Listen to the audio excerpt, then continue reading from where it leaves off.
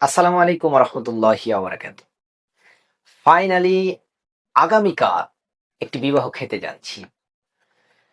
অনেকে হয়তো ভাববেন, কে কারই বা বিবাহ খেতে যাচ্ছি, এতটা খুশি আমি। বলছি, বাগথা ইবতেদায়ী ক্যাডেট মাদ্রাসার স্বনামধন্য প্রধান শিক্ষক মাওলানা মীর মোহাম্মদ শাহ জালালের কথা। অনেক অপেক্ষার পরে অবশেষে নিশ্চিত হলাম যে আগামীকাল তার বিয়ে হতে যাচ্ছে। আলহামদুলিল্লাহ। কে এই মাওলানা মীর মোহাম্মদ শাহজালাল? মাওলানা মীর মোহাম্মদ শাহজালাল বাগথা ইবতেদায়ী ক্যাডেট মাদ্রাসার প্রতিষ্ঠাকালীন প্রধান শিক্ষক, এখনো চলমান, যিনি নিজের মেধা, শ্রম এবং সর্বোচ্চ চেষ্টা চালিয়ে এ মাদ্রাসার পিছনে রেখেছেন অবদান। আমি মোহাম্মদ শরাফত হাওলাদার দীর্ঘ প্রায় 5 বছর বাগথা ইবতেদায়ী ক্যাডেট মাদ্রাসার তারই একজন সহযোদ্ধা হিসেবে ছিলাম।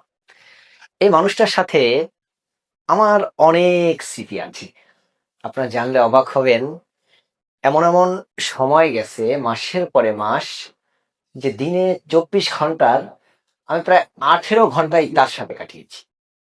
একটা চেয়ারে, একটা টেবিলে, পাশাপাশি বসে নতুন কিছুর ভাবনায় অনেক ভেবেছি, অনেক চিন্তা করেছি, অনেক চেষ্টা করেছি। তাকে বিবাহ করানোর এই ভূতটা আমার অনেক আগেই উঠেছিল। সেটা আমাদের শিক্ষকরা জানে যে আমি তাকে নিয়ে কি পরিমাণ হাসি তামাশা করতাম। এখানে একটা সুখের বিষয় যে আলহামদুলিল্লাহ ফাইনালি কালকে তার বিবাহটা হয়ে যাচ্ছে। আর একটা ব্যাপার হচ্ছে, আর তাকে চেতাতে পারলাম না। তিনি আমাদের এই অবিবাহিত কল্যাণ সমিতির আহ সর্বোচ্চ পদে পদোন্নীত হওয়া সেই শাহজালাল মীর, তিনি এখন পদত্যাগ করে যুক্ত হতে যাচ্ছেন বিবাহিতদের তালিকায়। দিন শেষে বিজয়, হুসাইন মোহাম্মদ আরমান ভাই সহ অন্যান্য বিবাহিতদেরই।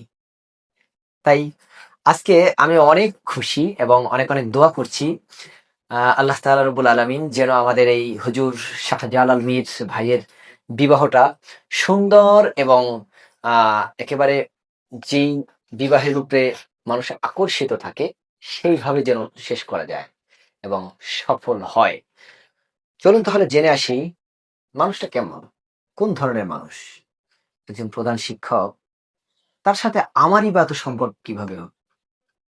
আমি আমার এই 8, 9, 10 বছরের শিক্ষকতা পেশায় আমি যতটুকু বুঝতে পারলাম যে কোনো প্রতিষ্ঠানের প্রধান শিক্ষক তার দায়িত্বর জায়গা থেকে যতটা কঠোর হবে, আবার দায়িত্বটা এড়িয়ে এসে তার অন্যান্য শিক্ষকদের সাথে ঠিক যতটা ভালো ব্যবহার করবে, একটা প্রতিষ্ঠান ঠিক ততই দ্রুত এবং ততই সুন্দরভাবে সফল হতে পারে। এবং আমি সরাসরি সেই গুণগুলো লক্ষ্য করেছি মাওলানা মীর মোহাম্মদ শাহজালালের। আমি প্রশংসা করছি যে তার মতো একজন মানুষের সান্নিধ্যে, তার মতো একজন মানুষের সাথে আমি কাজ করার সুযোগ পেয়েছিলাম। না হয় হয়তোবা কখনো জানাই হতো না যে মাওলানা শাহজালাল মীরেরা আসলে এমনই হয়।